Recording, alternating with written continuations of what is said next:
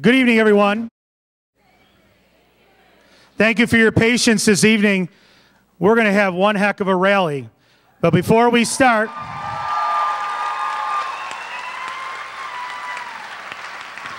we'd like to remind everybody why we're here. Declared war on teachers, on working families, on public schools across the state. Governor Cuomo declaring war on education. A bill that would have kept teachers from losing their jobs based on their students' test scores gets the veto from the governor after he proposed it. The governor calls the current system broken, and today he unveiled an ambitious reform package that allows for more charter schools, a new system for distributing state funds, and perhaps his biggest goal, bringing big changes to the teacher evaluation system. The Cuomo education agenda. More charter schools. Cuomo also thinks charter schools are better for New York and puts more money towards charter schools, a plan that many in education don't agree with. State takeover of local schools.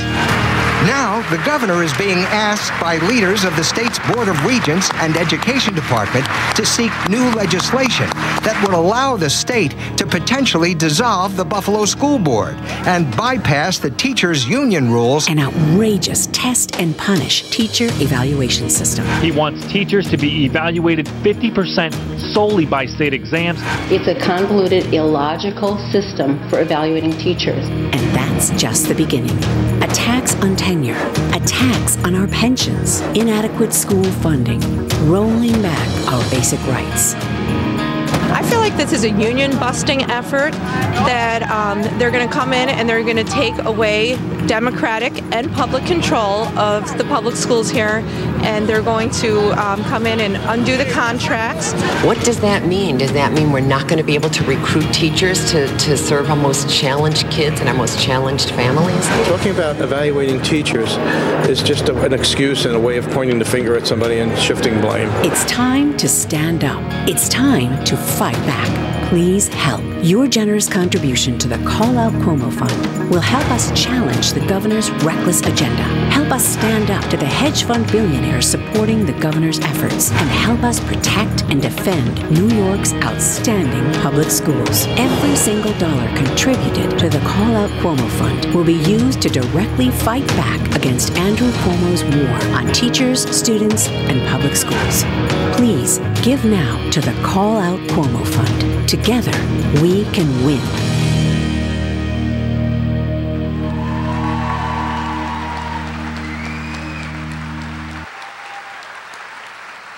So do you think we'll be able to call out Cuomo? Good evening, everyone. I am so proud to be here. And on behalf of the entire West Seneca school community, I'd like to welcome you all to West Seneca West. My name is Joe Cantafio, and I will be the MC for tonight's Vote to Fight Cuomo event.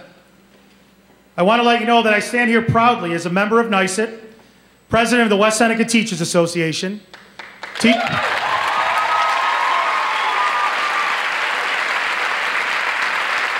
A little home field advantage on that one.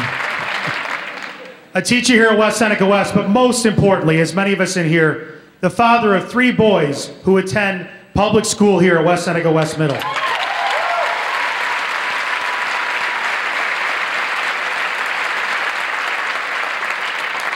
To begin tonight's program, I am extremely honored to introduce a veteran of over 40 years in education, a superintendent who has stood up for our students, parents, and staff in the face of a governor's anti-public agenda. I am extremely proud to introduce the superintendent of the West Seneca Schools, Dr. Mark Crawford.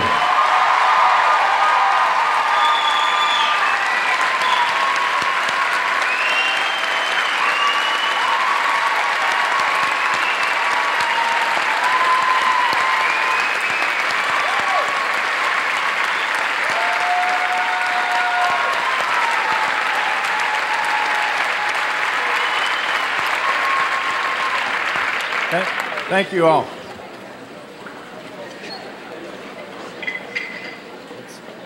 That was very nice. You know, I want to echo what Joe had to say, too. Certainly, we want to welcome all of our friends and colleagues who are visiting from other districts. We are in the fight of our lives. Let there be no mistake about it. As far as I'm concerned tonight, we begin our response to make sure that public schools survive today, tomorrow, and forever. The other thing I was thinking, because this February has been so cold, we ought to have a meeting like this every night so we all stay warm. Public schools have been fundamental to shaping and supporting our democracy since the early 19th century. Our public schools have facilitated what became known as the American dream, a dream shared by millions of immigrants. After all, we are the land of opportunity. The narrative, simply stated, has gone along these lines. You get a good education, you get a good job, you buy your home. After a couple of generations, the idea was that you're going to college, then a good job, settle down, and then buy a home. But aside from the utility of a sound education, young people in our country also learned a common, proper language. They learned American history and civics, how government is structured and operates. People became socialized to American values and attitudes. The public schools helped to foster the emergence of a middle class. Today, the public schools still serve our society in those ways. We are still educating young people newly arrived in our land, and we educate children from every social and economic class. Public schools have helped to provide the social glue that holds our society together. Public schools continue to serve children who come from great wealth or abject poverty and everything in between. The assembly here tonight is our response to the assault on public education by people of great wealth and social power who seek to destroy the institution. The governor's speeches regarding education have been insulting and derogatory to teachers and administrators.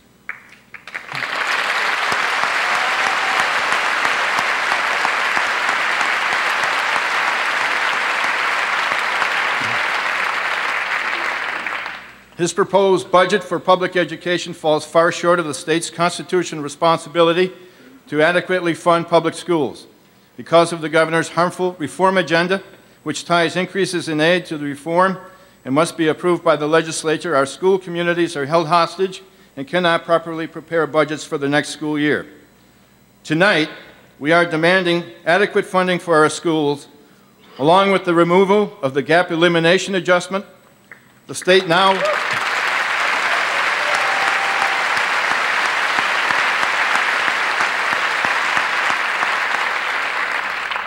now enjoys a healthy surplus of almost $7 billion, and therefore the governor cannot justify the continuation of the GEA. At this time in our history, public schools face a number of serious threats to their very existence.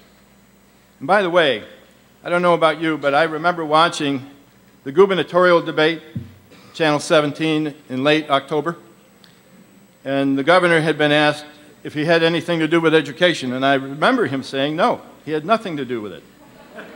And now, it seems he's running education in the state. He's running teacher evaluation and principal evaluation, and he controls the funding.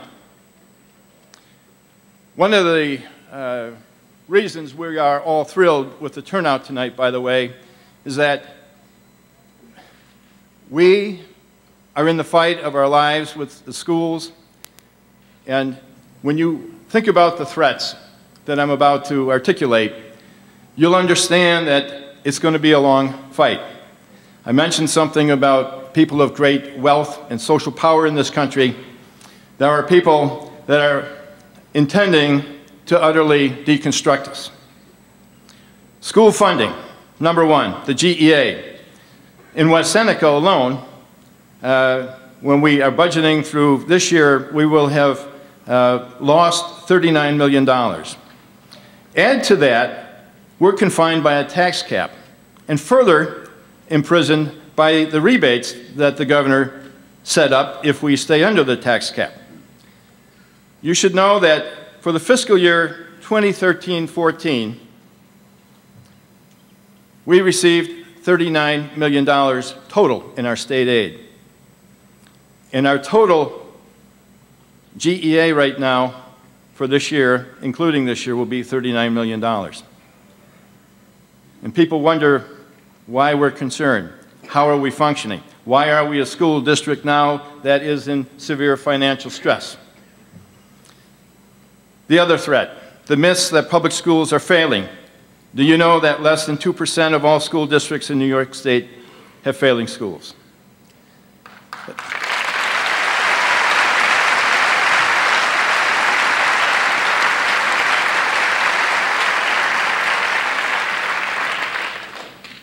We all know there have been attacks on teachers and administrators focusing on performance in their evaluation. There's been commentary made about the benefits, pensions, health insurance, and the like, and tenure. You may not know that there have been active discussions in Albany and on the Regent's agenda to create regional high schools and countywide school systems. Now, one of the concerns I have about that is that if you start regionalizing high schools,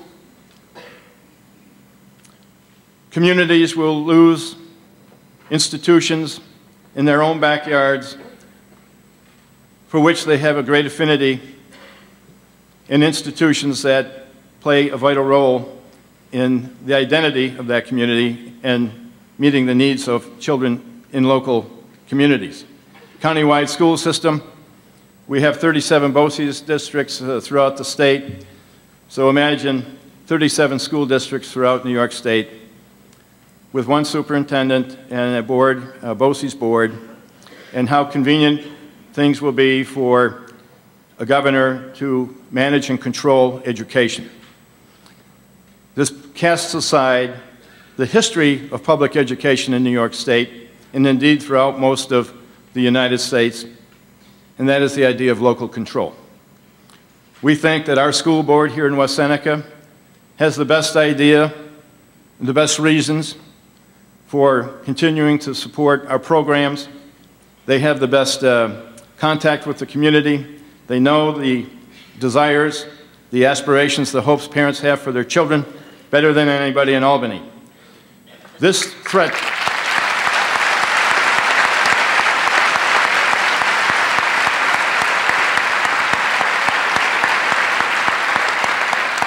they're going to tell you that the reason this works is because of money. It isn't money, it's political control. And it's something that we all need to pay attention to. This is something that started as a little peep, and incrementally it's gotten much bigger, to the point now where people are boldly talking about it in open forums. The next thing is that policymakers in Albany are intent on expanding charter schools, many of which are privately owned, for-profit schools, and they receive public funding through the levies raised by local school districts. Aside from that, most of them are not held to the same level of accountability that we are. That's wrong. That's wrong.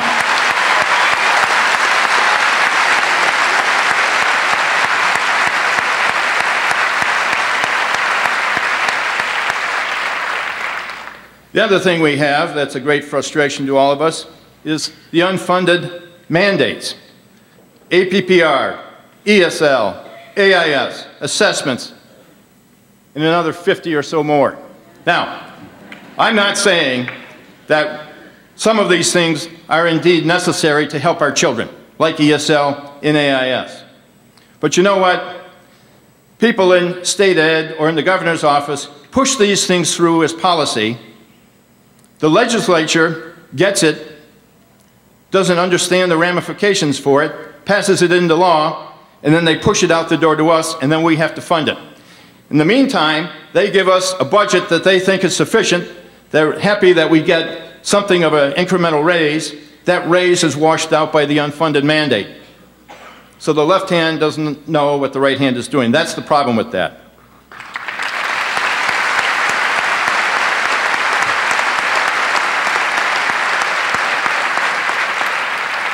And if you're not alarmed enough yet, how about this one?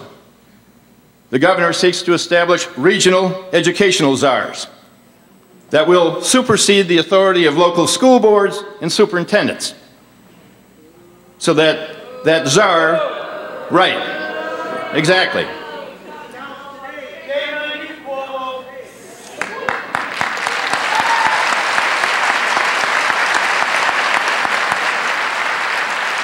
Now, this sure looks to me like a recipe for the destruction of public education. One of the things I intend to address tonight is the myth of failing schools. And by the way, West Seneca schools are not failing.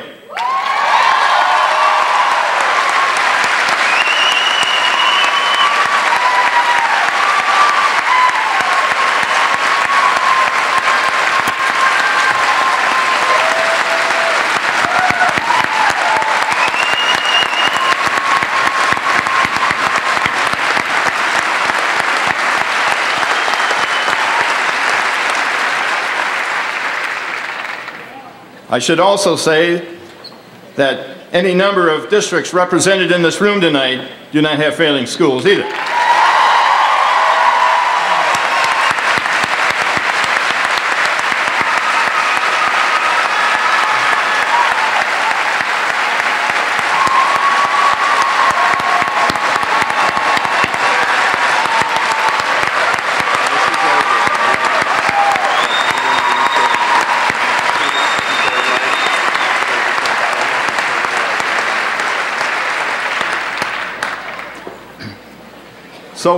So why does Governor Cuomo continue to declare that New York State has many failing schools? Perhaps it is because this is how the governor justifies his education reform agenda, which seems intended to deconstruct public education, to do away with tenure and pensions, and to implement a teacher and principal evaluation system which contains an undue reliance on standardized tests. Because of Race to the Top, which we got into in New York State, by the way, with his urging for $700 million, which has ended up costing us almost $1 million when we got $270,000. Public school teachers and principals have been evaluated by standardized tests.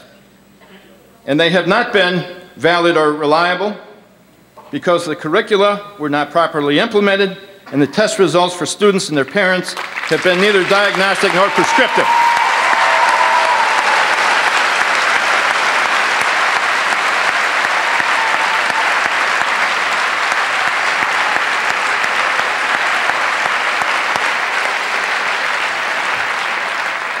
No useful information about the relative strengths or weaknesses of a child's performance beyond telling us that there are 1, 2, 3, or 4 has been given.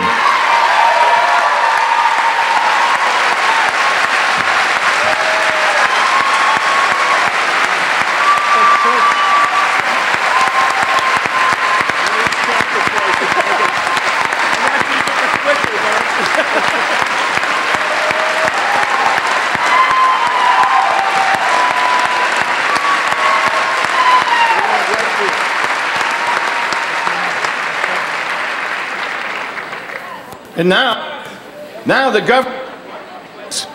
governor wants to place 50% of a teacher's evaluation on the testing results of his or her children, which gives an additional 30% weight to the test results for a teacher's evaluation, which is now currently 20%.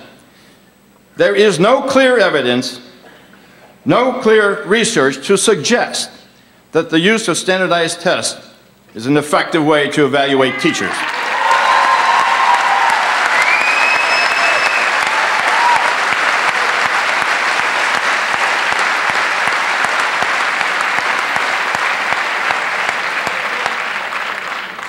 There are other factors that influence a child's performance on a standardized test, such as the culture of a school, the child's relationship with his or her teacher, the child's relationship with other students in the classroom, as well as the idea of social capital.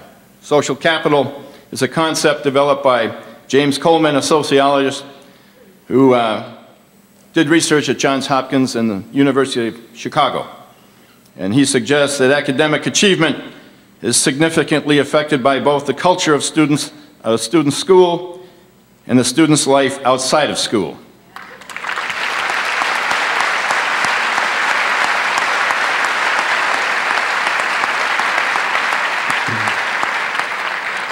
Further, social capital has to do with the values, beliefs, and attitudes found in a child's home. Such things as discussions at the dinner table about books and films, the value of education, trips to libraries and museums, vacations that are taken together, expressions of hopes and dreams about a young person's future. These are all a part of a child's normative development regarding his or her education.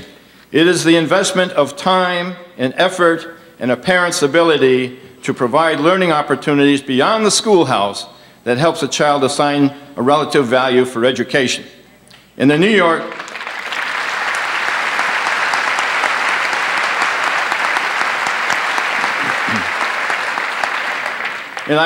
so what I'm about to say is what I would say to the policymakers in Albany. In the schools in New York State where children do not perform well, one of the elements lacking in their educational background is the lack of social capital. It is social capital that allows children to enter school with all kinds of pre-knowledge about a variety of subject matter. Many children, as many of you know, in kindergarten and first grade come to school already reading, writing, and doing simple addition and subtraction without having spent much time in school up to this point. I would say to the governor that where schools are failing, it seems to me, teacher performance is not the real issue.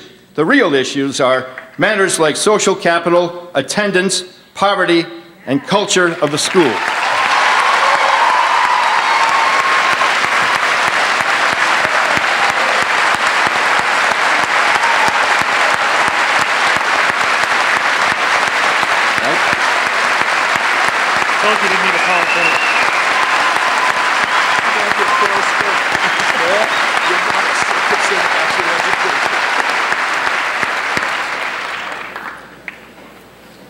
Until such time as all schools can provide meaningful support to address these issues, many children will continue to struggle with their work.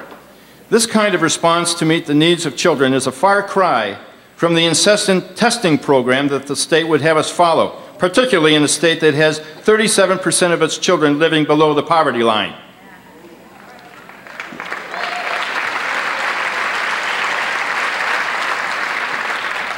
We have, all of us have, been called to serve as mentors, surrogate parents for children who need special attention and support in school. This is why we need Mother Earth and Father Christmas types to help us get the job done for all children.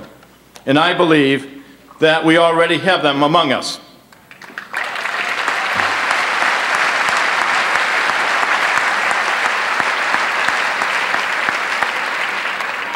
Our Western New York community believes in our teachers.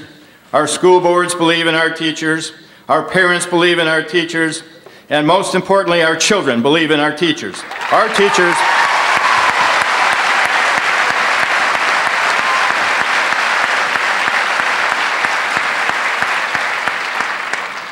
teachers are worth every penny we pay them to care for our children.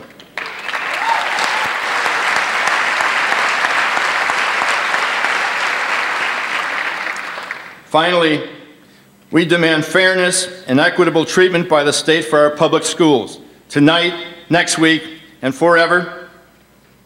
And so, my friends and colleagues, let us stand together tonight to raise our voices as one. Let us raise the roof here so that our voices may carry all the way to Albany, so that those who would vilify us, those who would denounce us, and diminish the quality of our service will know that we are responding and that we will not rest until justice is served. Thank you very much.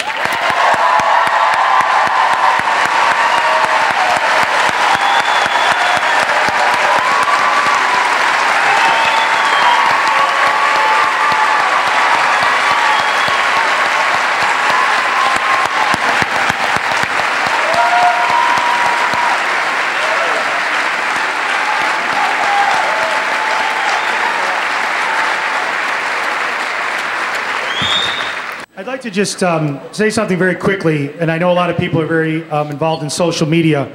Tonight, as you're taking pictures and you're tweeting things, posting things, our hashtag is #AllKidsNeed, so please include that whatever you're tweeting or posting.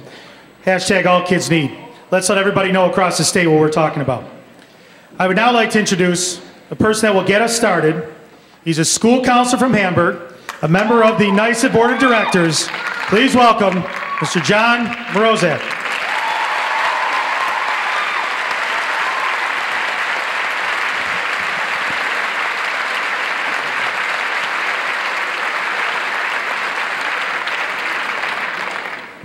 Wow, quite Quite the turnout we have here.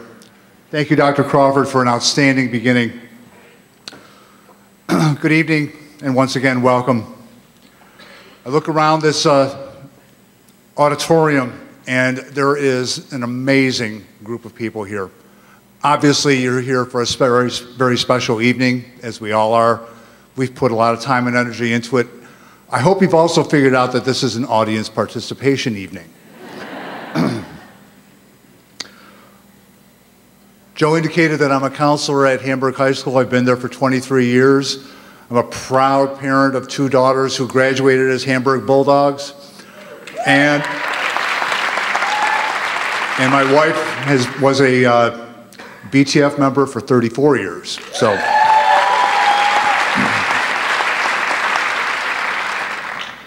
this is a special evening. In this audience, we've got board members, superintendents, administrators. We've got principals, college professors, community activists. We also have some very brave students are here.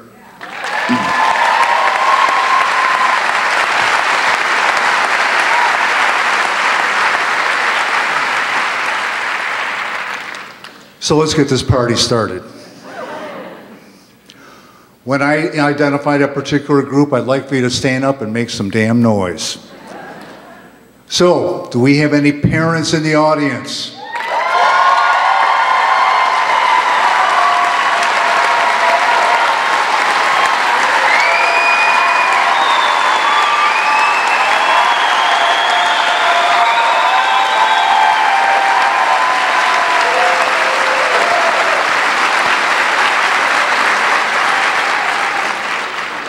How about school superintendents and administrators and principals?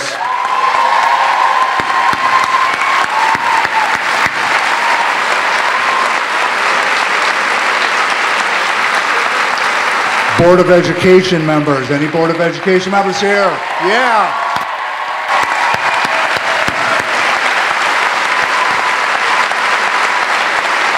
School support staff. Any school support staff here? Thank you.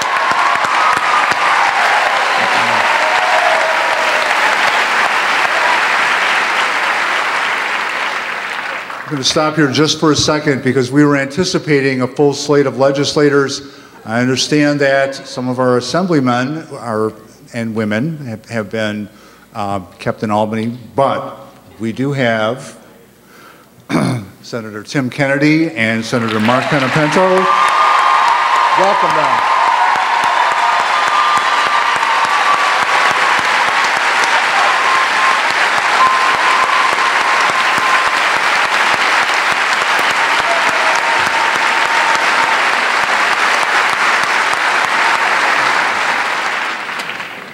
You'll notice that we have them in the front row so they can't avoid our attention. Okay, I'm not sure I'm going to catch everybody who's here, but I want to acknowledge that we have folks from throughout Western New York. So, if you're from a particular district that I mentioned, stand up, make some noise, and stay standing. So, let's start with anyone from Niagara, Orleans, Wyoming, or Genesee counties. Thank you. How about Amherst? The North Towns. Anyone from the North Towns here? South Towns? Buffalo.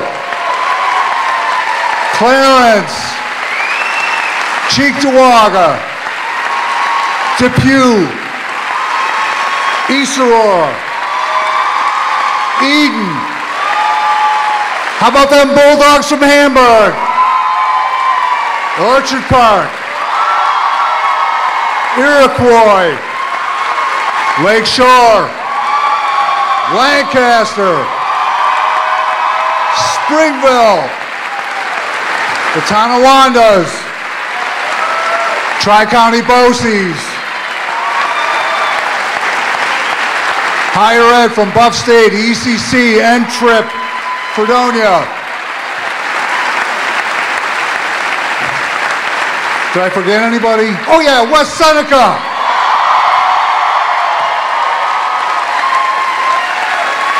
Thank you.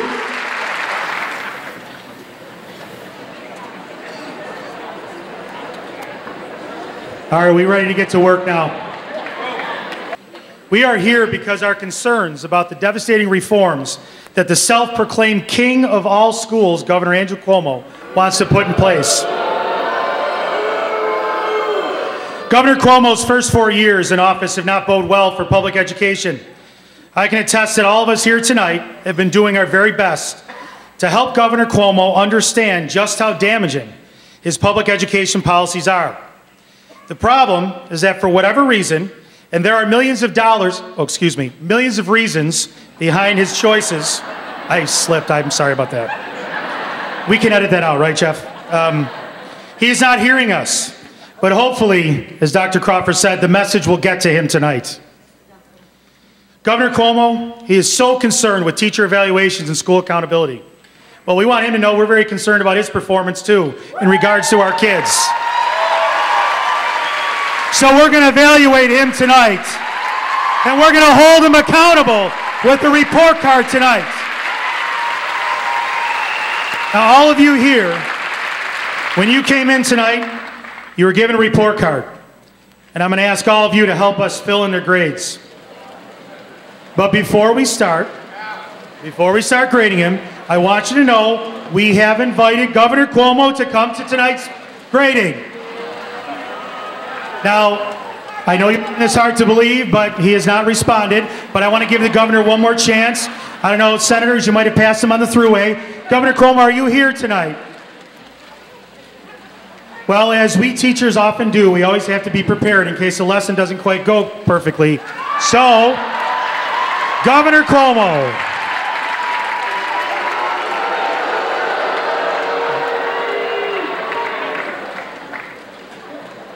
Somebody told me we could raise $1 million tonight if we took in charge for selfies with our arms around Governor Cuomo. I gotta move this way. So before we start the grading, I want you to know we invited Governor Cuomo. This is getting really creepy now. I'm not kidding, this is really getting creepy. But before we get the grading starting, I want you to know that we have come up with 5 rubrics, sadly, words that all the teachers here use very much, on how we are going to grade Governor Cuomo on funding, family support, educator support, school board support, administrator support. And we wanted to get the most qualified people to give him those grades. So I'd like to introduce our panel of experts who will be giving Governor Cuomo his report card tonight.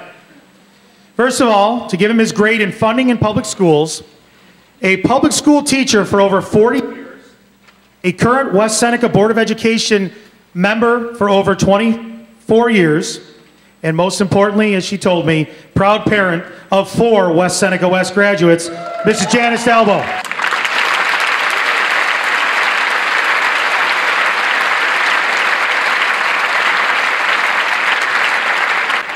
Secondly, family support, a proud parent and leader in West Seneca and mother of 2 children who attend Allendale Elementary, my hero, Mrs. Molly Dana.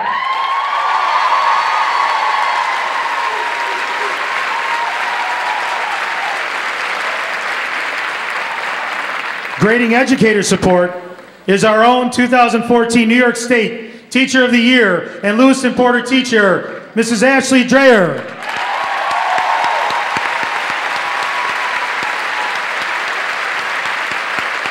I told you we have an all-star team. Grading on school board support, Springville parent and school board member, Hamburg teacher, one of the NYSAPE founders, parent leader, West Seneca West graduate, Mr. Chris Cerrone.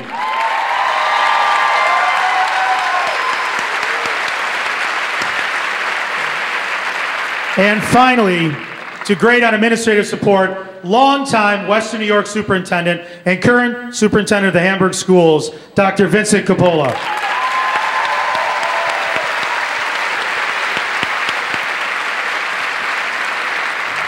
So again, get your report cards out, and I'd like to introduce Mrs. Janice Alba for the first grade on funding. Hi, everybody. It is just great to see so many of you here tonight to support public education. What a thrill to see this kind of a crowd, isn't it? So glad you came. When Joe asked me to say a few words about the situation that we're in, the old classic Frank Sinatra song, My Way, came to mind. So I went to the music store and I bought a copy. And with a few tweaks of the song and the wording, I think it sums up what we're experiencing. Don't panic, I'm not going to sing it, but you all know the tune. La da da da da da, you know the tune. All right, so I want to share the first two verses with you. And now the end is near, and so we face the final curtain. My friends, I'll say it clear. I'll state my case, of which I'm certain. Our schools were doing fine. Our kids were learning all the time. And that's because we knew and did it our way. Alas, alas, our leader changed. To satisfy his friends, he made rules. The funds that once were ours now go to his beloved charter schools. And money that we lack, he never tried to pay it back. And now, in his own words, it has to be my way. All right, so just, thanks. So just what has his way been?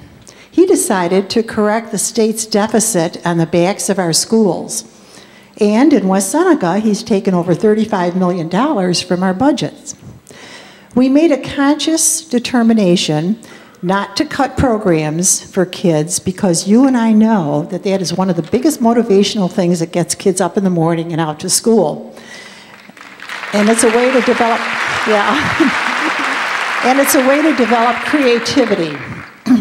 To do this, we of course used up our fund balance. So there we are.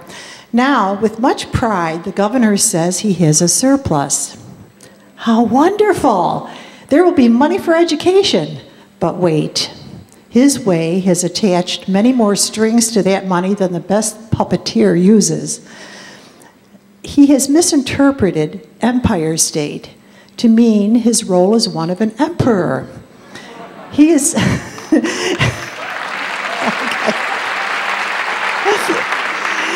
He is deciding when, what, how, and why our schools are managed. So our districts, and districts like ours, with many successes and a good graduation rate, are forced into his one-size-fits-all philosophy. And you know that includes Common Core, APPR, excessive testing, and all of those, plus many more. So the results of that are fear, frustration, and failure. The last verse of the song, My Way, could be said like this.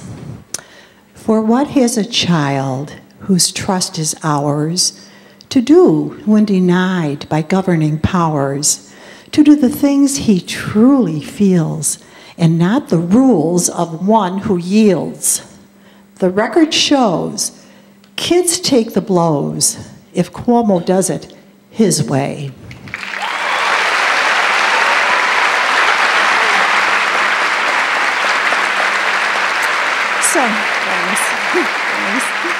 All right, so my message to the governor is this.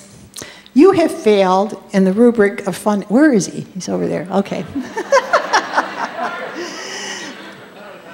The only good thing I can say about it that he's. I know he's been dieting. He looks pretty thin. You know, that's the only good thing. Okay. All right. So my message to the governor is this: you have failed in the rubric of funding, fairness, and future plans.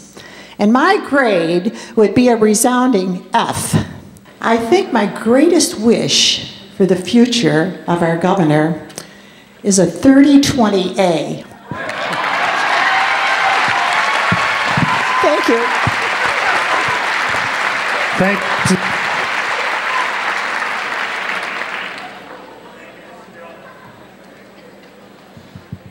Thank you, Mrs. Dalbo.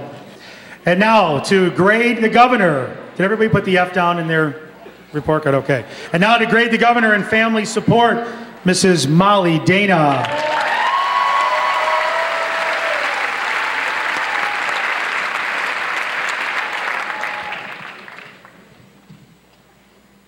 Good evening.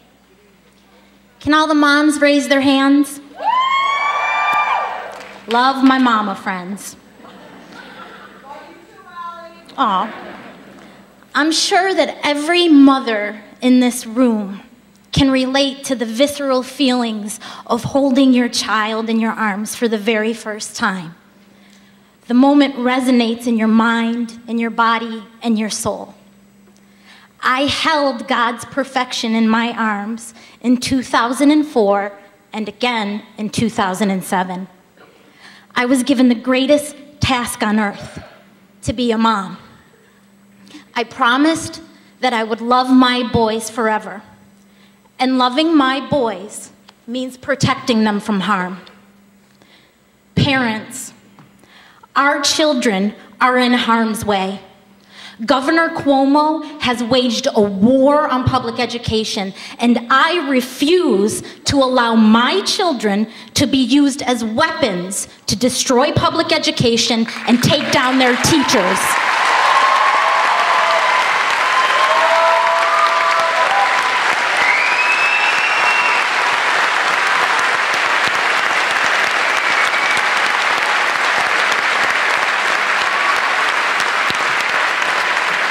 Okay. Cuomo's weapon of mass destruction is the New York State Common Core assessments in grades 3 through 8. The overemphasis placed on these developmentally inappropriate and useless tests are slowly taking away our children's right to a public education.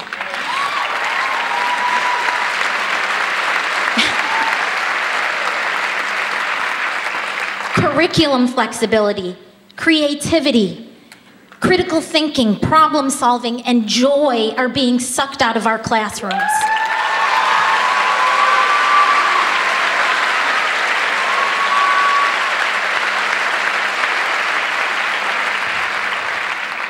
I refuse to accept an education that reduces my child to a meaningless score, a score that is arbitrary and capricious, which tells me absolutely nothing about my child and his limitless potential.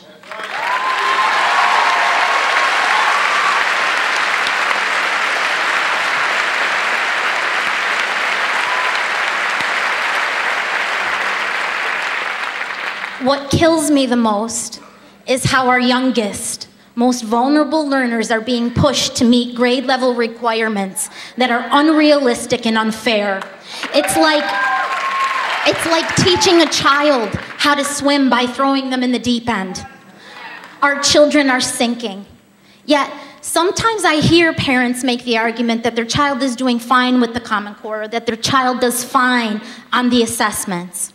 Yes, some children will maintain in this current education paradigm, but does that mean your child is truly receiving an education they deserve? Are they receiving a comprehensive education that promotes joy, creativity, and recognizes your child as an individual learner?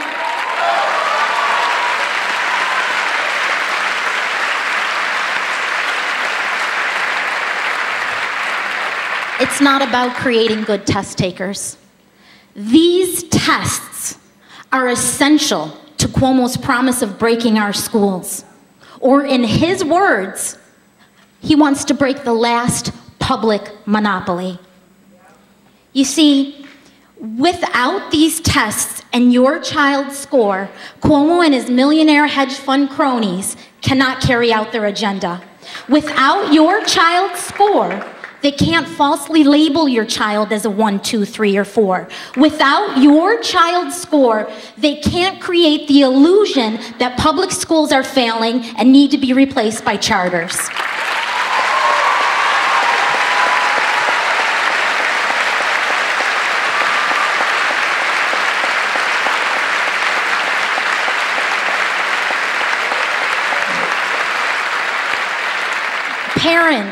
Without your child's score, your child's teacher cannot be unfairly labeled as ineffective.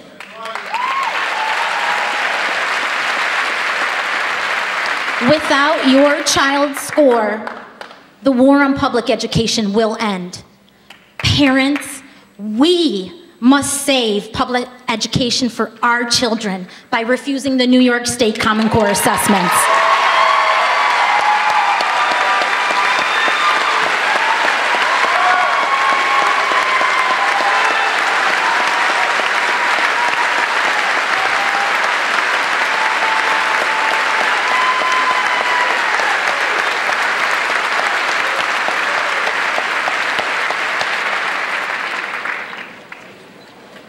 This is why I'm proud to be in West Seneca. Nearly 1,200 families in West Seneca took an educated stand to refuse the assessments last year. We did this along with 60,000 other parents across the state. Now tonight, I would like to acknowledge those of you who exercised your parental rights to refuse the New York State assessments for your children. Please stand.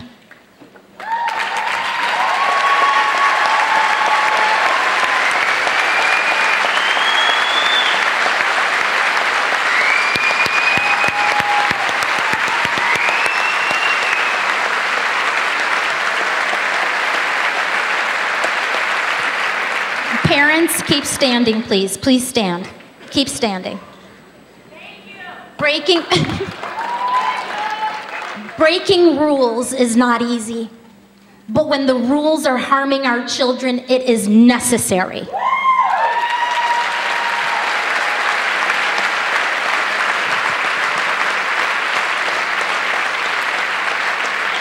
Now, I'd like to acknowledge all of those who support a parent's right to refuse the assessments to also stand with us.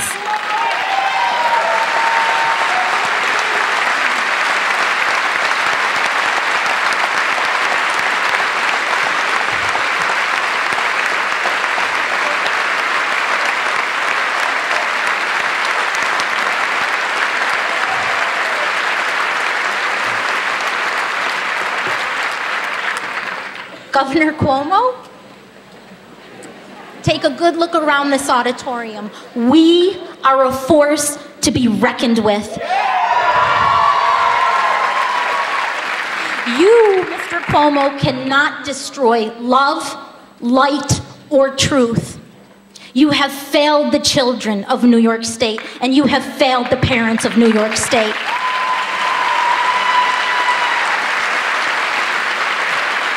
Now, it's time for the parents to give Governor Cuomo a grade. Parents, will you stand with me? Stand up. We're all gonna give Governor a grade. Are you ready? Okay, where are my Common Core mamas, my committee members? There they are. They're gonna help me with this chant. Okay, listen first. Here it goes. Moms and dads on the right and the left, we give Cuomo a big fat F. Ready? Okay, everybody. Ready? Say it with me. Moms and dads on the right and the left, we give Cuomo a big fat F.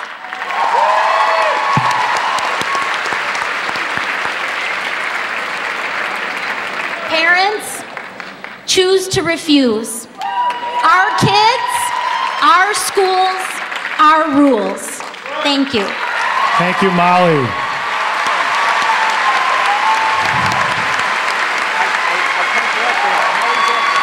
She always brings down the house.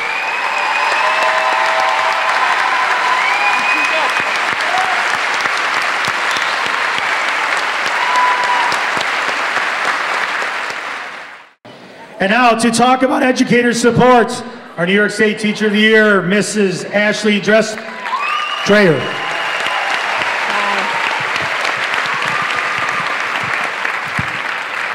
Thank Thank you. Thank you, everyone, for coming out tonight and braving the cold to be here and supporting education. I never thought I would be at a packed rally like this, never in my wildest dreams. Thank you for coming out. Governor Cuomo, recently I signed a letter to you along with 6 of my Teacher of the Year colleagues.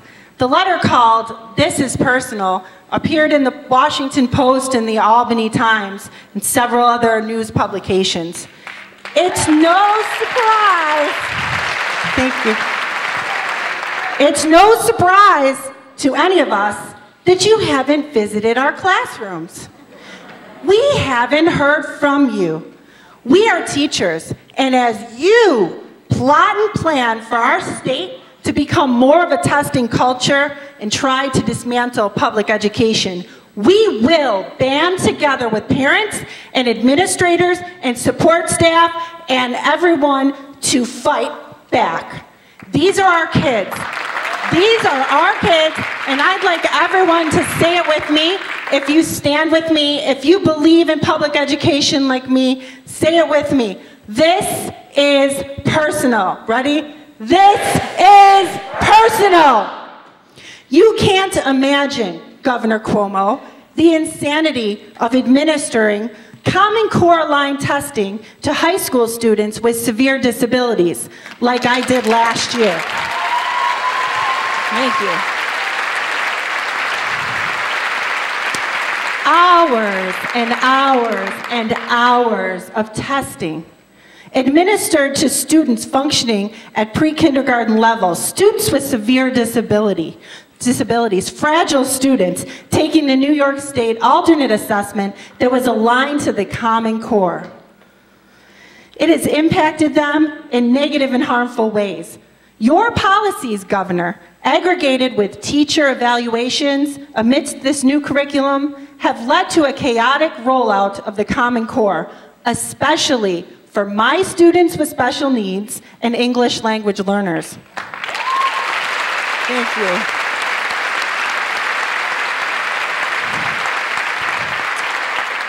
Oh, dear, dear Governor. Now you are doubling down on test scores as a proxy for teacher effectiveness. Will you assume, Governor Cuomo, that teachers in wealthier districts are highly effective, while teachers in poor districts are ineffective simply because of test scores? Come on, Governor, we are teachers, and say it with me, everyone, if you stand with me. This is personal. Many of us, including you, dear Governor, I won't mention the bar, have failed an exam or two along life's path, right? Yeah. More than once, right? Yeah, of course he has. He'd like us all to forget about that. But from these results, can we determine that our teachers were ineffective?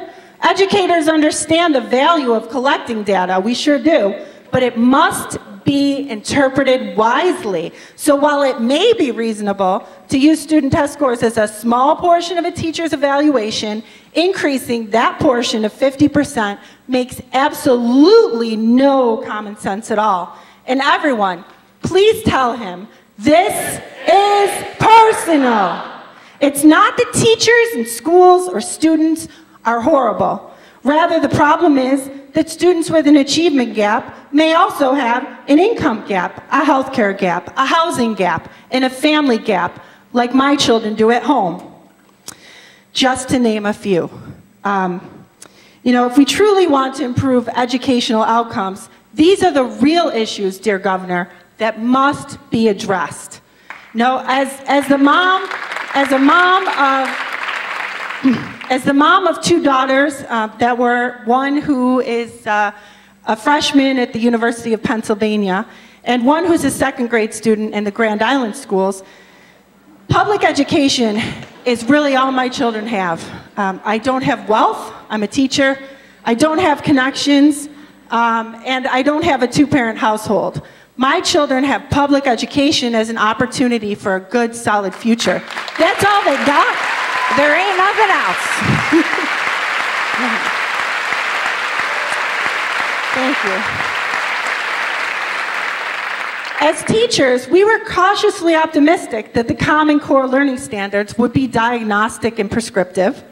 Now, a reasonable implementation would have started the new standards in kindergarten and advanced those standards one grade level at a time. Thank you. This thoughtful approach would have given schools time to integrate the new standards into our curricula. Instead, the new standards were rushed into all grades at once, without time for our teaching professionals to see if they were even developmentally appropriate or even useful at all. Are they useful at all? No.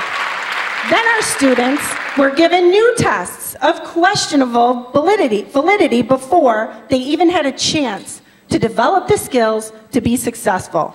These flawed tests reinforce the false narrative that all public schools and most teachers are in drastic need of reform. And everyone, say it loudly with me, this is personal. Therefore, Governor Cuomo gets a big fat F. And if you agree with me, say it with me.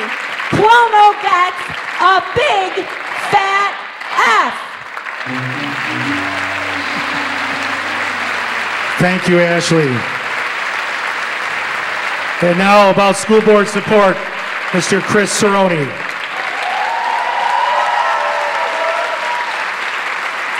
Thank you, Joe.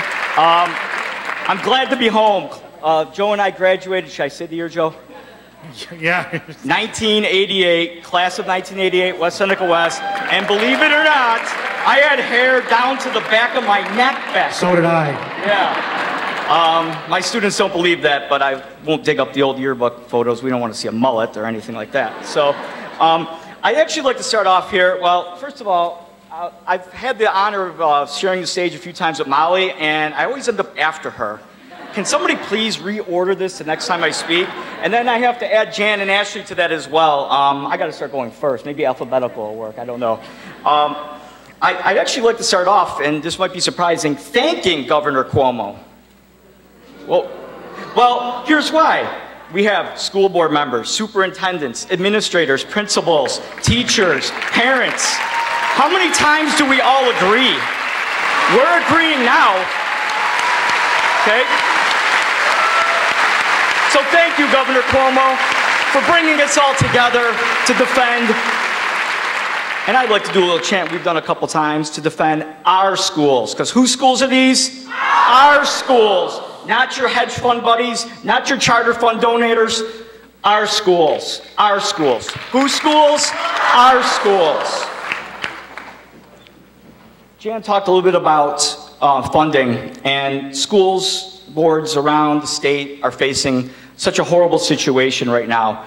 We don't know what our numbers are going to be, and we're debating cuts in staff and in programs, in the arts, and in athletics, and it's heartbreaking to sit there. I knew what I was getting into when I ran for school board a little over a year ago, and I knew going into this what we'd be facing, but I never realized how bad it would be based on Governor Cuomo's actions this year, holding our budgets hostage. What a shame that he's taking away the local control of our schools. This is just unprecedented. And the local control, to me, is really the most important thing. We know our schools. Dr. Crawford brought up earlier the idea of regional high schools. We're all from different locations. We have parents and teachers from the city of Buffalo here. Their students are facing things that are different from where I teach in Hamburg, and shout out to my HTA friends up front here. And where I live in Springville, it's a rural community, and we're a different community out there. We all have different needs. Our students have different needs, and he wants to lump us all in together and take away that local control of our schools. So we hear about this 50% APPR, and Molly did a great job talking about the impact on our children. And we go from 20 to 50. That is outrageous of what it's going to do to the pressures that school principals, administrators, and teachers are going to face in our schools. let's just say we have Mrs. Smith, beloved teacher in 4th grade in one of your elementary schools. She grew up in your community. She graduated from your high school. She's the teacher that every family wants to have for 4th grade. And now, instead of the local school board and the administrators who know her, she can now be removed if Governor Cuomo's policies go through without any say from the local administrators and the local school boards. They've taken away control of our schools. Governor Cuomo is also looking at a 5-year tenure process where a teacher would have to be effective or highly effective every one of those 5 years, taking away control of our schools from the great administrators who will mentor and work with that teacher. And that teacher can be removed without any say from the local principals and administrators. What a shame. We just approved a tenure of a great young teacher in Springville, and what amazing things we hear from parents. He had an amazing portfolio, amazing reviews, but imagine if we had to go to 50% on those test scores. Because what do we do with those amazing teachers? We give them the most challenging students.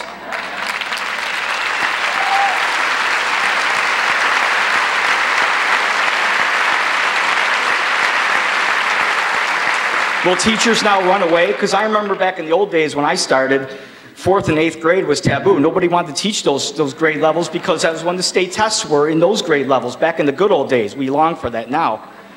But would now teachers run away from those grade level, run away from the difficult students that may not score well on a test and show growth? They absolutely will. And another concern I have, whether it be with the APPR or the 5-year tenure as a school board member, and especially as a parent of 2 children, is would we end up with a revolving door of educators? That's what happens in a lot of the charter schools around the country. They burn those people out, and they're out the door.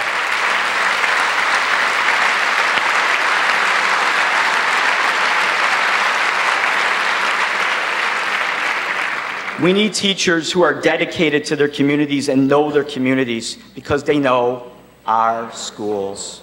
And it's just troubling that this is happening. And when we look at the testing mandates that are coming down too, just a couple other perspectives. I think most of the teachers know that, but for parents that are here too, we know the educational costs. Molly talked about that. I'm looking at this coming up in the month of April. My own children who attend the Springville schools, I have a daughter in 6th grade and a son in 4th grade, and they will have 12 full days of instruction in the month of April. My students in Hamburg will have 9 full days of instruction in the month of April because of testing. And that's an educational cost, of course, but there's also a financial cost to this as well. Most school districts will bring in substitutes while the teachers are out for 2 or 3 days to score the exams. Multiply that by the number of teachers scoring, by the amount you pay your substitute teachers, and you're looking at thousands of dollars spent, another unfunded mandate, and it has an educational cost and a financial cost. And that's something we have to fight as well. And I'm with Molly. My children have never taken a state test. My daughter is now in 6th grade.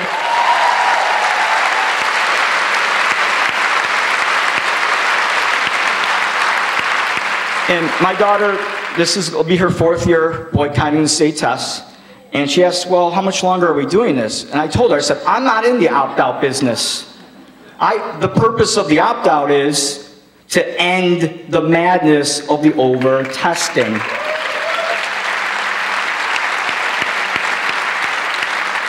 And as Molly said, and my friends that got me involved in this opt-out movement years ago, the purpose is to deny them the data, because the data is used to tell us our schools are failing, our children are failing, our educators are failing, when we know that's not the case.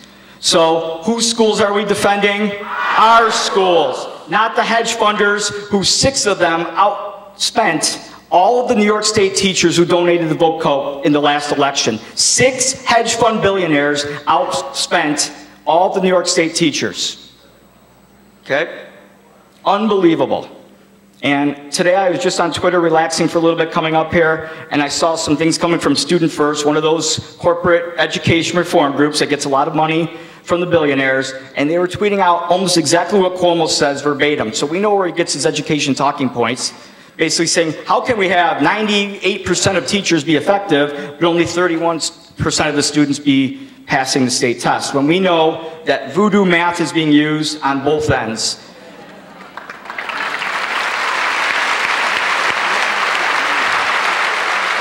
So while the hedge funders and charter schools and all those folks might give Cuomo an A, we give Cuomo, from a school board perspective, the big fat F.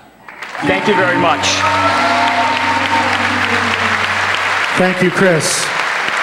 And for our final grader on administrative support, Dr. Vincent Coppola.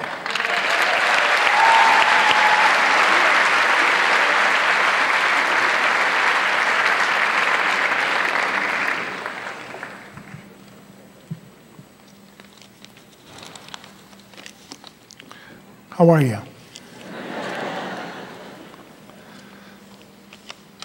Thank you so much for coming out tonight. It's a very cold, frigid night, but I know from watching you cheer and clap that you're boiling inside, so that should keep you pretty warm.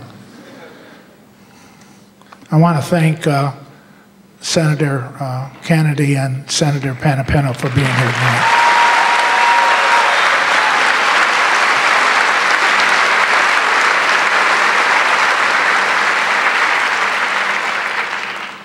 They have so many nights out, so many of these things that they have to attend to, but they know what's at stake. And for those of you who don't know me, I've spent 40 years in public education, 26 and a half right here in West Seneca.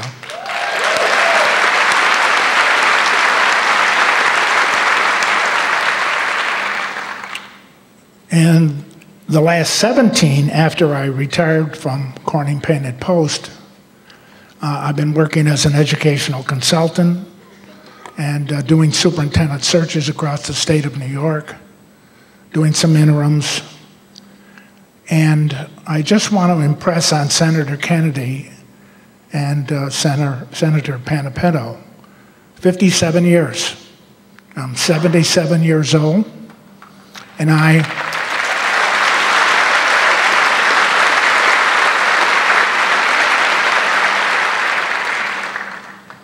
least I think I'm 77 years old.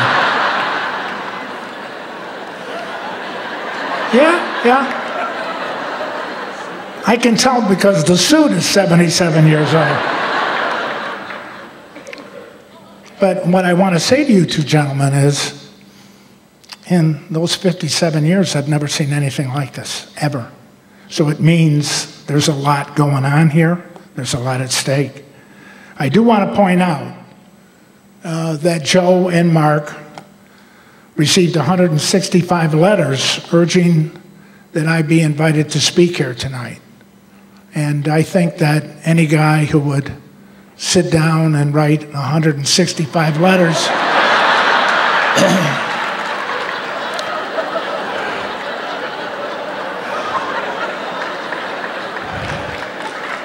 on his own behalf deserves to speak.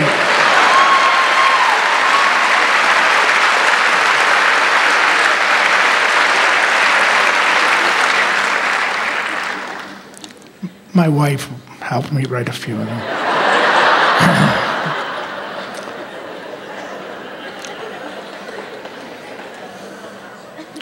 I'm very grateful to have this opportunity to add my voice to the chorus of voices across New York State, to implore the governor and the legislature to do their duty and to fulfill their responsibilities in seeing that our public schools have the resources to provide a well-rounded educational experience for every child that comes through the schoolhouse door.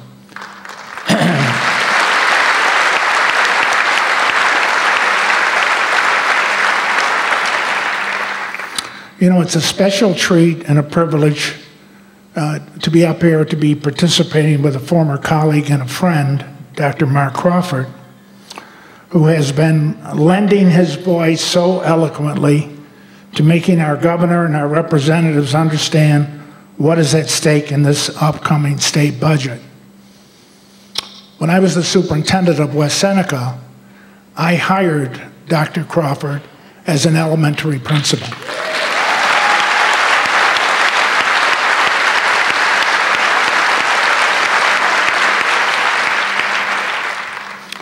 When I was doing a search in Dryden, just outside of Cortland, Dryden hired Dr. Crawford for his first superintendency. How do you think I did?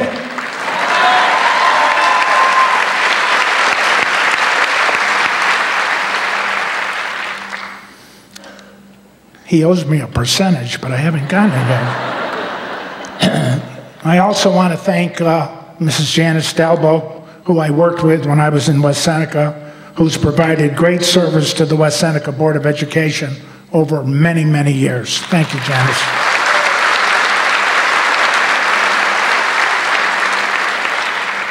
I certainly want to give a shout out to my school board members in Hamburg. I know they're here tonight.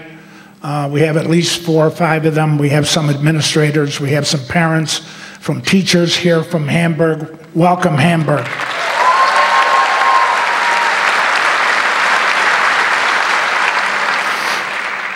Hamburg has been my home district since 1959. And Hamburg, like so many other districts in New York, have lost so much state aid over the past 5 years that one has to wonder if those in power have any clue as to what damage is being done to keep our children from receiving a solid education so they can compete in an ever-changing global marketplace. It's interesting, isn't it? Every governor, every president, and given my age, I knew Lincoln personally, every governor and every president always runs for office on the platform of making education a priority. When they're campaigning, always number one.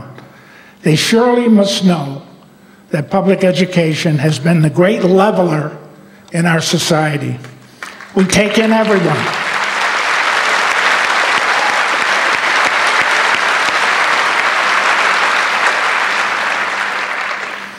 Maybe not in all schools, but in enough schools. We have children of poverty coming through our doors. We have recent immigrants. We have children with disabilities. We have children who transfer in our schools at a moment's notice because of the mobility of many families. And everyone in this auditorium can certainly reflect on their own school experience and readily pick out teachers who had a major impact on their life.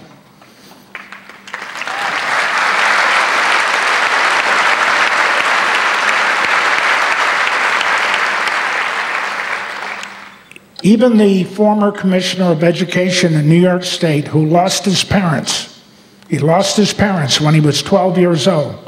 He stated publicly that teachers saved his life.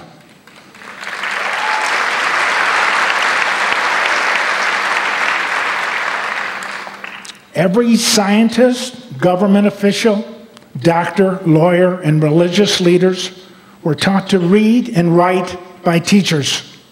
Yet, what has happened to their memories that they would think that public education and public schools have now gone to hell in a handbasket?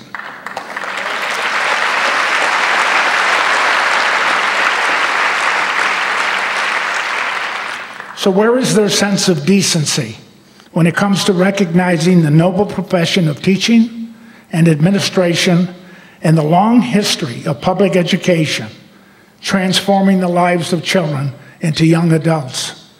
Has our governor ever spent just 1 hour in a public school classroom observing the teaching learning process?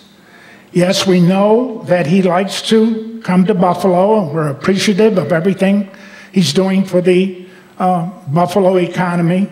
We know those photo opportunities are always available to him. But I still would like to see him step into our classroom. I can assure him that we'll make him feel very welcome.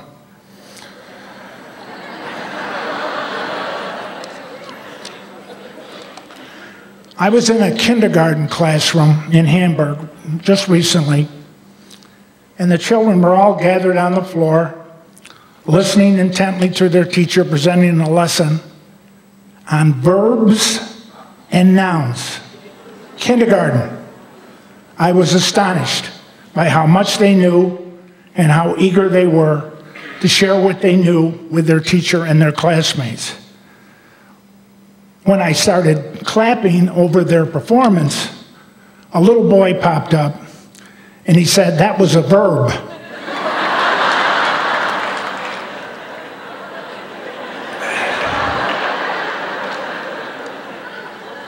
And I said stupidly, "What's a verb?" And he said, "Clapping." I said, "Why is clapping a verb and not a noun?" And he said, "Because verbs are action." And I just stared at him. And I felt like saying, "Oh yeah, I knew that too."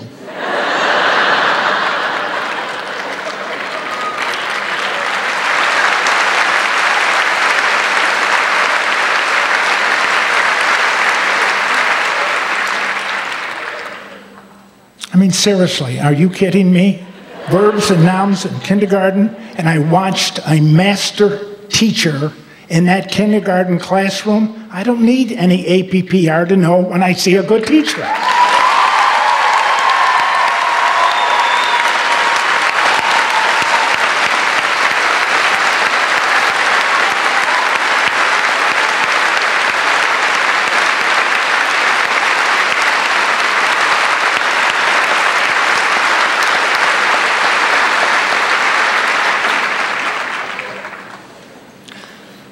Please keep clapping, it keeps me awake.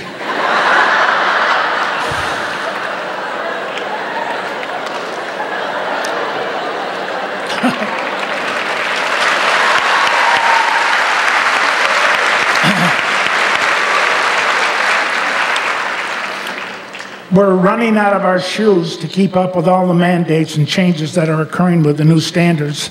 And is it too much to ask for the help we need to give our kids every opportunity to be successful? I wonder how Hamburg is supposed to make up a loss of $15 million over the past 5 years and then have a tax cap on top of it. Our gap between revenue and expenditures in Hamburg is $2.4 million. We cannot burn through any more of our fund balance to reduce that gap. Reducing expenditures of $2.4 million based on the same state aid as last year is all we can calculate right now. So there are going to be, as some of our wonderful speakers before me have said, devastating layoffs, reducing or eliminating programs, and school activities as well is going to leave us with just the shell of an organization.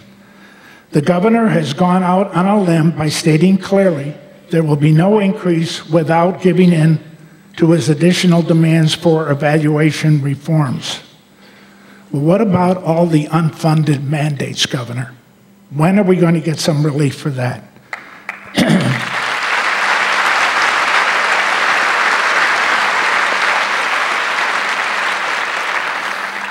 Now, because of my age, I tend to get a little sober in my thoughts, and I try to not get overly excited because it's bad for my heart.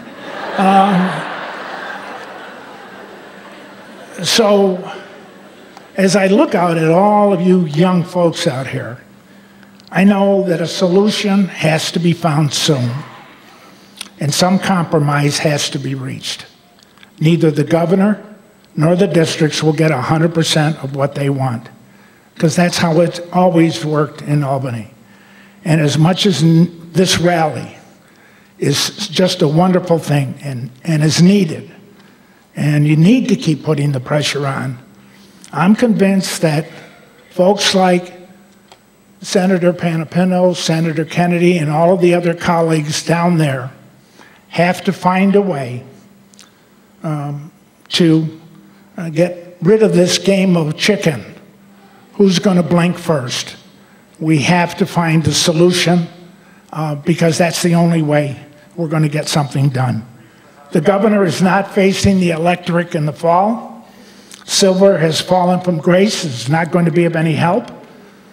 All of this has merely given the governor a stronger hand. I was thinking of sending Sandra Lee my mother's secret recipe for making sauce. You understand what I'm saying, Mark?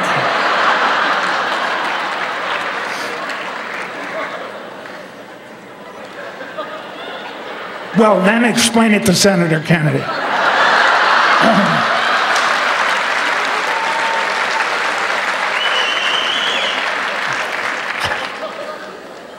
You know, I'm just kidding, don't you?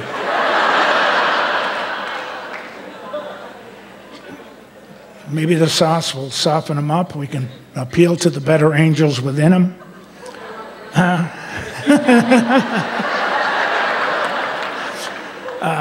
I wish I heard what he said, but I can't hear it.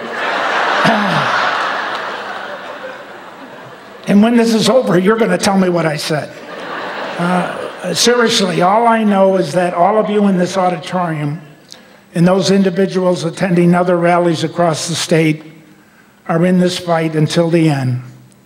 I know we all speak for the children, their parents, and for the dignity of the teaching profession and for all the public schools and public education.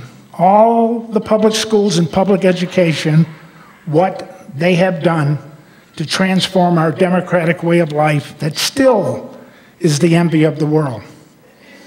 And during World War II, when England was getting battered and everybody was really, really reeling from that war, the Prime Minister rallied the troops. He rallied the families. He rallied the residents.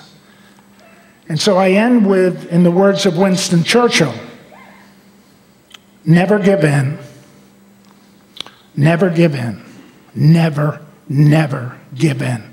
Thank you. So why don't we give Governor Cuomo? Thank you, Dr. Cuomo.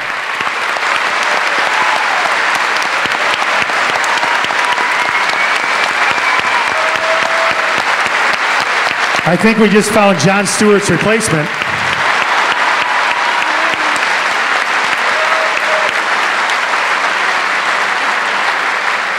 Now, folks, we've just finished giving the governor's report card, so we're going to tally it up now. I'd like everybody to take a minute to tally everything up. I'll give you a second. So, the governor's overall report card score is...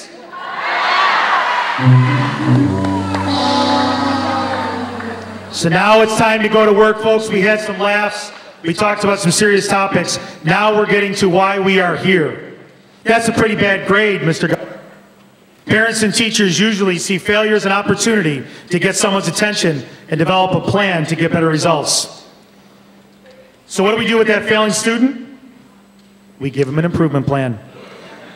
So here to give the governor's improvement plan and discuss what we have done to support him and support his improvement, teacher from Niagara Wheatfield, NYSA Board of Directors, Kevin Rustowitz.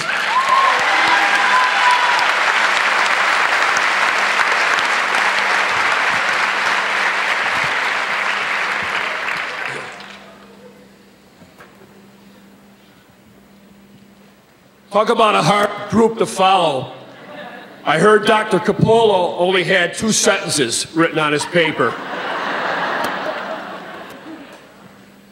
Welcome, everyone. What an amazing showing tonight. When I was sitting up here before this started, it was electrifying. Now I know what Marv Levy meant when he said, there's no place I'd rather be than right here, right now. In West Seneca. Thank you. Thank you. Thank this great group of leaders up here, these courageous people.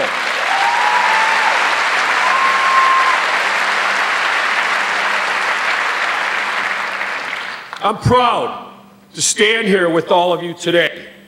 This is what democracy looks like. This is what democracy looks like. Everybody's introduced their families. Well, I'm the proud father of 6 kids, 6 public school kids from Grand Island. And I'd be remiss if I didn't mention some of them. It's funny, as I was thinking, I'm off script here, so give me the hook if I get too crazy. My older 3 kids, no Common Core, the teachers didn't have to face APPR, none of this nonsense. I have a son who's a diesel mechanic. This is a young man who was able to take AP history because he loved history so much and go to BOCES for auto tech. And he loved it. And he's successful. I have a daughter who graduates this year as a special ed teacher who will be commissioned as a 2nd lieutenant in the United States Army. I'm proud of him. I have a son in college who I think his major today is business. I don't know. It changes. All of them successful. My other 3 children, a senior daughter at Grand Island graduating this year, thinking of nursing. We let them roll it out. A daughter that's a sophomore, and a son in 7th grade. My youngest is about 6'2", 280, Bubba. Well, he's not that big. He just eats me out of house and home. And I thought here for a moment how different it is and what's changed. And that is what we have to address. I'm also a union president in Niagara Wheatfield, proud of my local. I've taught for 12 years. And now I'm humbled, gracious to serve on the NYSUT statewide board of directors. I tell you this because I want you to know, with all of these experiences, I've experienced failure. I've experienced failure as a teacher, my own failure, my students' failure. I've experienced my own kids' misgivings, shortcomings, failure. I've also worked with colleagues who needed to change and get better professional development and work with them and have professionals as administrators come up with a plan for their shortcomings or misgivings or problems that we all encounter as humans. What I learned a long time ago, being one of 7 kids, you don't give up. And you figure out a plan. My dad always told me, plan the work and work the plan. Did I say that right? All right. I don't want to do the Hank Bulla line here, all right? Remember that? He took the sails out of the wind? Okay. Hey, Vince remembers that. He probably knew him too. Kind of a play with words, but more about action. I'm here to come up with a plan to change Governor Cuomo's failures. And I need you people to help me. Are you willing to help me? That was lousy. Is that lousy? And that's not, we're not lying here, people. That's the truth. Is that a bad report card? My mama wouldn't put that on the refrigerator. No, sir. No way. So this is what we have to do. We have to come up with a GIP.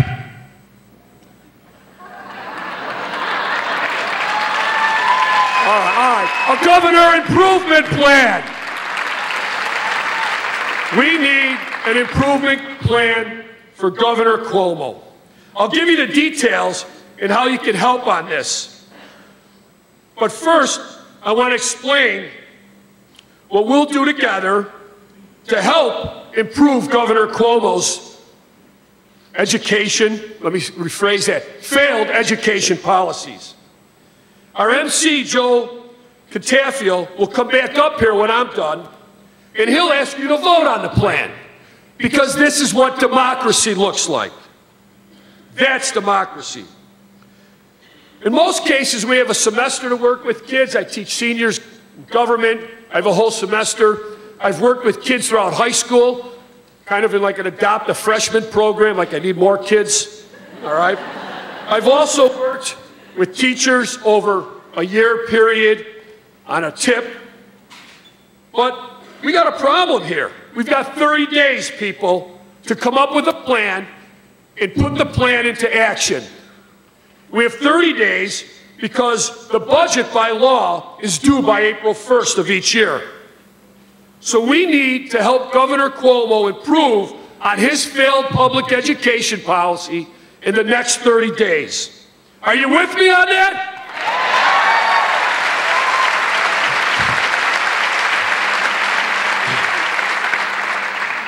Part of building an improvement plan requires looking back at other attempts to help that person improve, things we've done in the past. I'm going to run through a couple of things very quickly over the last 18 months that we've tried to help get it right for Governor Cuomo. We've done things in the last year and a half to try and get him to understand that he needs to come up with a better way of dealing with our public schools. Number one, in Western New York, many of us have rallied and protested on his overemphasis of testing and his lack of funding for schools. Several times, thousands at a time came together, and on June 8, 2013, over 20,000 people protested his failed public education policies in Albany. And many of you were a part of that. Let's bring it back home. Did any of you go to Kleinhand's music hall for the Summit for Smarter Schools? Come on, let's hear it. So many of you up here. I want to acknowledge Assemblyman Ryan and Senator Kennedy for hosting that event. Sean and Tim were against Cuomo's failed education reform agenda before it was cool. Thank you, Sean and Tim. We also have Senator Mark Pinapeno, who also is against Cuomo's failed education reform agenda. Thank you, Mark. It's great. Are you guys holding up applause cards? No? Doing this on my, I like this. I like the limelight here. But it's not about me. I bring up Kleinhand's because that event did a wonderful thing.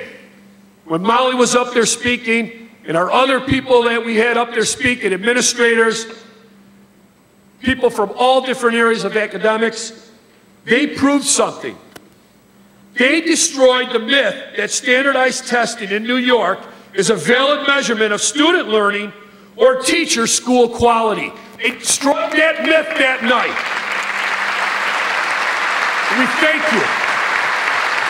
Over 2,500 parents, educators left that night with the task of educating other parents in their community about the facts and how to fight for our kids. Since that night, we are aware of over 100 similar public meetings in Western New York like that one.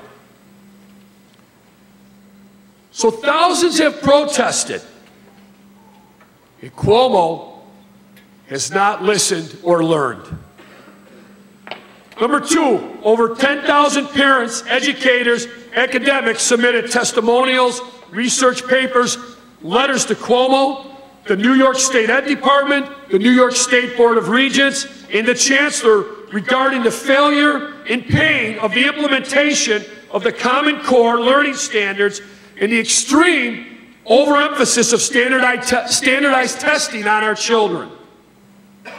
You heard Ashley describe how it would or could have made a difference with starting the standards in first grade and maybe adding them up that year until they got into 12th grade. But nope, Cuomo didn't listen or learn. The third thing, Governor Cuomo has so alienated public school parents that just in the last year alone, Molly said it, over 60,000 parents opted their children out of Cuomo's tests. Think about that for a second. 60,000 parents said no to Cuomo's tests. I'd like to commend all those parents in West Seneca alone, 1,200 families in this house, in this school district, that stood up against Governor Cuomo's failed reform agenda. Let's give them a hand. Molly Dane over here told me before the meeting that for this school year, New York State Alliance for Public Education is estimating 250,000 parents in New York State will opt their children out of Cuomo's tests.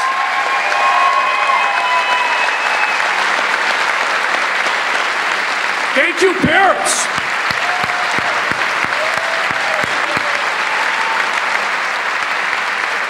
I also want to bring to your attention that New York State United Teacher delegates at our statewide assembly last April voted in favor of supporting these parents in their right to opt out.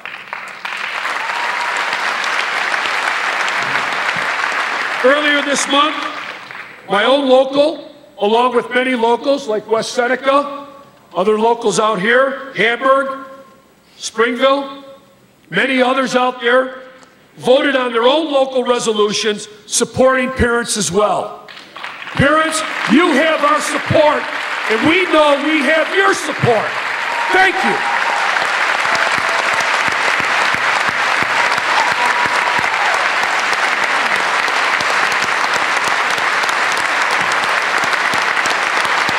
Thank you.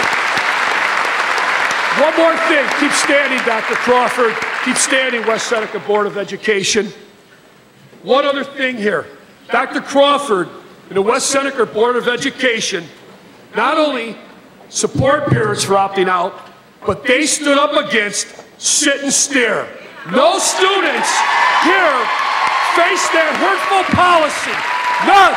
Thank you. It's courageous. Thank you.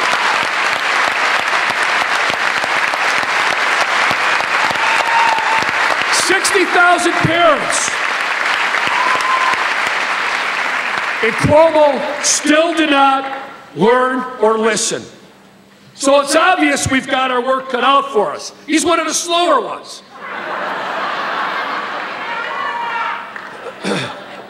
I'm talking about in cross country, people, an educator. We got our work cut out for us here tonight, and we have to see or try to get Andrew Cuomo to get better grades on his report card. It's my duty as an educator. As a parent, I wouldn't allow my kids to fail. I have to come up with a plan. So with a little tongue-in-cheek, with the GIP, what I'm trying to propose tonight is something that'll only be successful if we all lend a hand and work together and take a part in it. We've done so much only to see Andrew Cuomo double down this year and make this personal. Yes, it is personal. When you insult our schools, our parents, our teachers, and our kids, it's personal.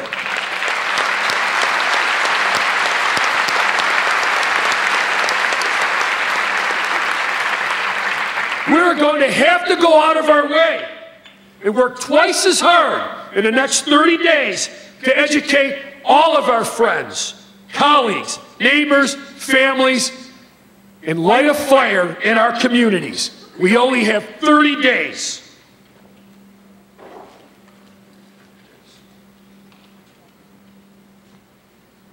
See this sign? You all have one? We're going to use these signs for what we call informational picketing and rallies. Our message? Cuomo, stop your attack on public schools.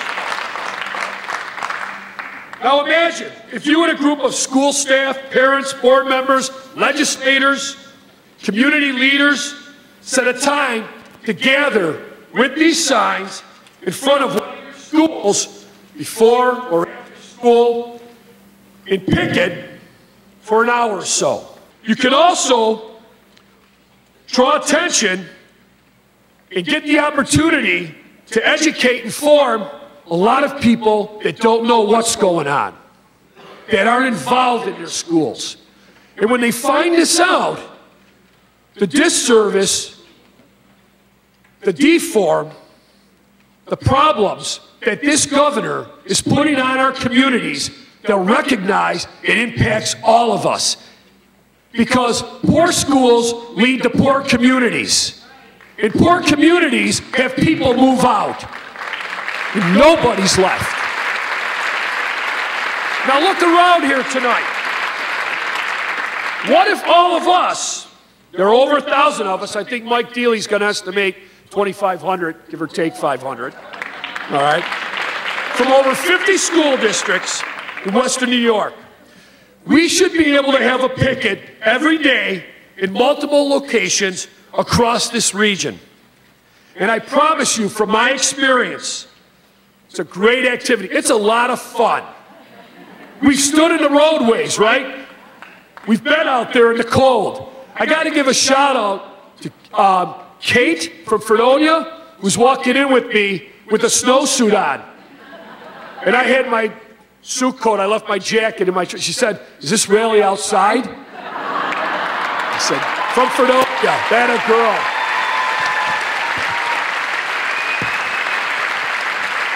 Kate, that's the gear that you need when you start your picket tomorrow. I want to make something very clear here. It's not only fun, it's very effective. And it's also legal. I've changed. 28 years of teaching. These pickets will be effective because our fight isn't with anyone locally.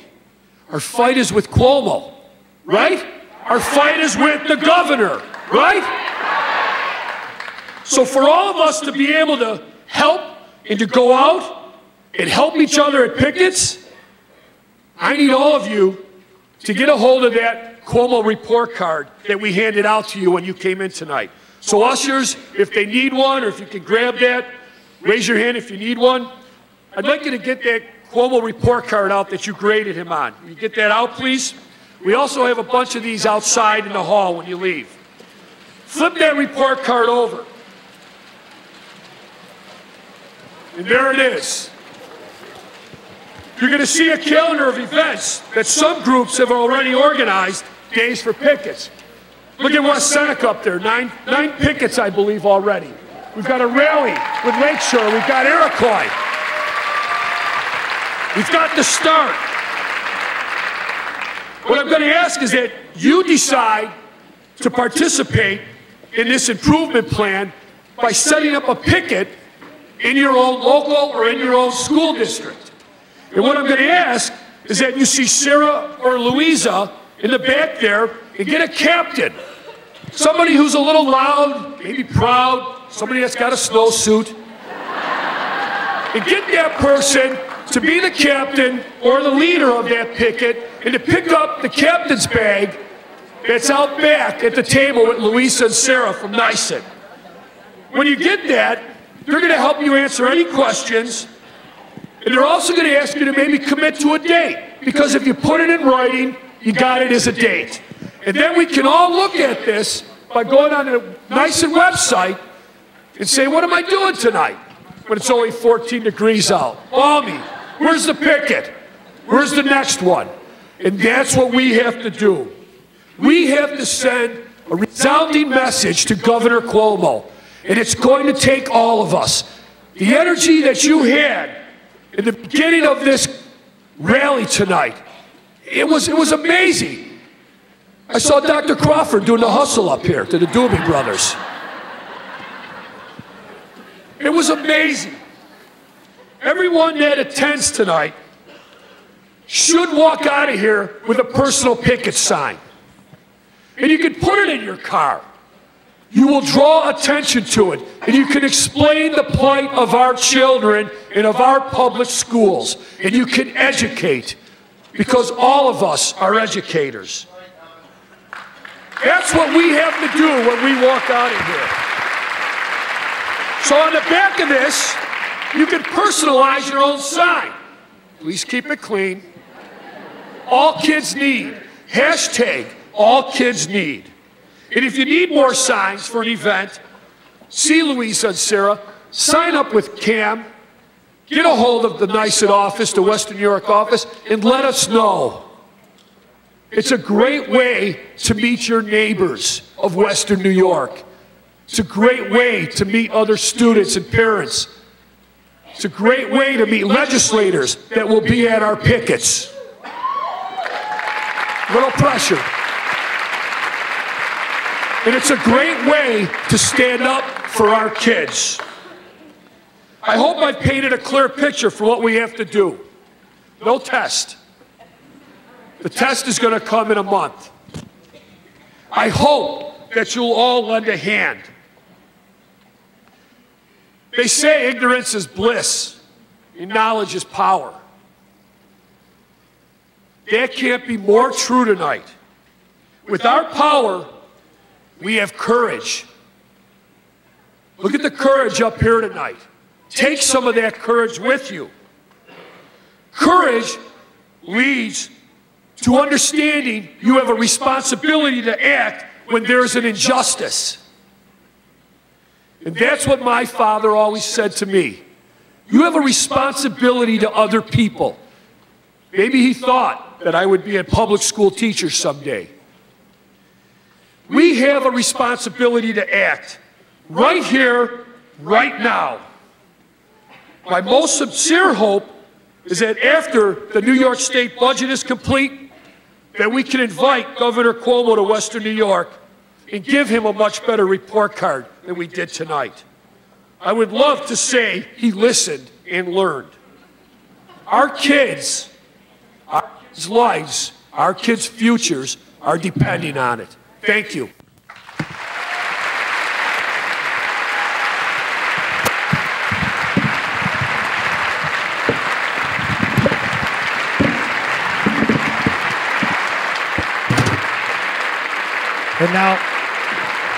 And now, folks, the most important part of the evening. I know it's been a long night. We wanted to make sure that everyone who wanted to be here could get in here. So now, what is the headlines of the papers and the nightly news going to say is going to depend on what we do over these next 5 minutes. So please give me 5 more minutes, folks. After seeing Cuomo's report card, tonight is not the finale. It's the beginning. This is not the end, but the kickoff of 1 month of action.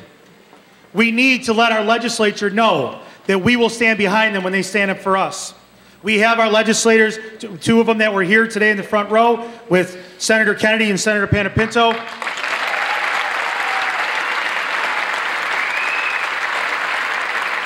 They need to go back to Albany and know and tell their colleagues our resolve.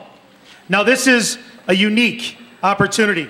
Usually we're picketing against the people inside the building because they won't listen.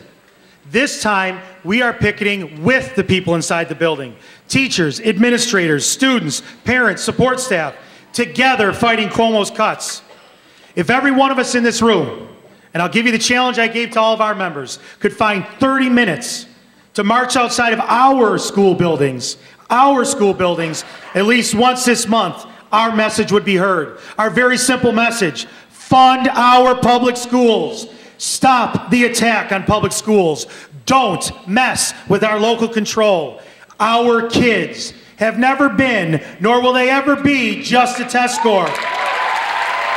And end the gap elimination cuts.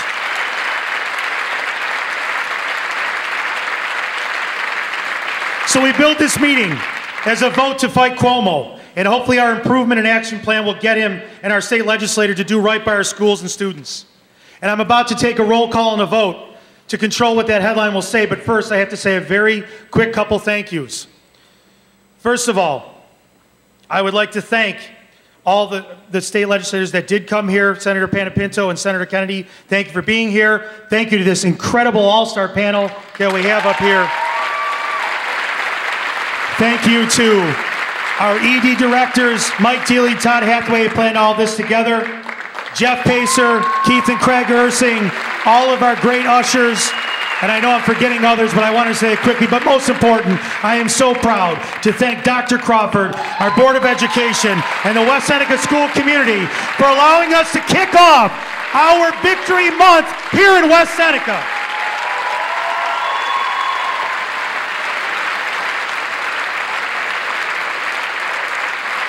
So now it's time to take the vote. It's time to take it to the streets. So I'm going to ask you if you will take a stand now. When I call you out, you can sit down first. I wish my students took such great directions. When I call you, I'm going to ask you to stand. And I'm going to read to you the motion that is in front of you. And if you so agree, I'm going to ask you to give it an aye vote. If you disagree, you can give it a nay. You won't get out of this room, but you can give it a nay. Because when we're done here, if we can say that we unanimously decided to stand up to Governor Cuomo and to fight Governor Cuomo and commit to the pickets over these next 30 days, we will win this fight. We have a solidarity of purpose that can get out to the community. So please, I'm going to start first. The most important people in the room, parents, please stand up.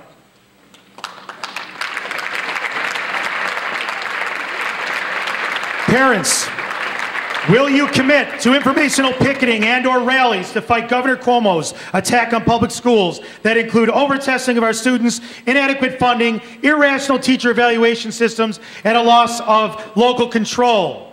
All those in favor signify by saying aye. Aye. Opposed? Motion carried. Please remain standing. Dr. Crawford, Dr. Coppola, and other school superintendents in the audience, will you commit to informational picketing and/or rallies to fight Governor Cuomo's attack on public schools that include over-testing of our students, inadequate funding, irrational teacher evaluations, and loss of local control? All those in favor signify by saying aye. Aye. Opposed? Motion carried. Mrs. Dalbo, Mr. Cerrone, and other school board members, please stand. Will you commit to informational picketing and rallying, which includes our fight against the governor's attack on public schools, against over-testing of our students, inadequate funding, irrational teacher evaluation systems, and loss of control? All those in favor signify by saying aye. Aye. Opposed? Motion carried. School administrators, will you commit to the informational picketing and rallies to fight Governor Cuomo's attack on public schools? Please signify, all those in favor, by saying aye. Aye. Opposed? Motion carried. School support staff, please stand. Will you commit to the informational picketing and rallies to fight Governor Cuomo's attack on public schools? Please signify by saying aye. All those in favor signify by saying aye. Aye. Opposed? Motion carried. Everyone else are concerned. Community members that are here, will you commit to informational picketing and/or rallies to fight Governor Cuomo's attack on public schools? All those in favor signify by saying aye. Aye. Opposed? Motion carried. Teachers, will you lead? Teachers, will you lead and commit to informational picketing and/or rallies to fight Governor Cuomo's attack on public schools? All those in favor, teachers, signify by saying aye. Opposed? Motion carried. And now for one more. Senator Kennedy. Senator Panapinto. You know, usually the senators sneak out and don't come back for the votes. I love these guys. They come back. Senator Kennedy, Senator Panapinto, will you commit to fighting Governor Cuomo's attack on public schools, the over-testing of students, inadequate funding, irrational teacher evaluation systems, and loss of local control? All those in favor signify by saying aye. Aye. Opposed? Governor Cuomo, the motion to stand up to you and your attack on public school has been unanimously carried. Be prepared to see a lot of us in the next month. We will not back down from this fight. We We are fighting for our schools. We are fighting for our profession. And we are fighting for our kids. Thank you all for coming. I look forward to seeing you on the picket lines. Meeting adjourned.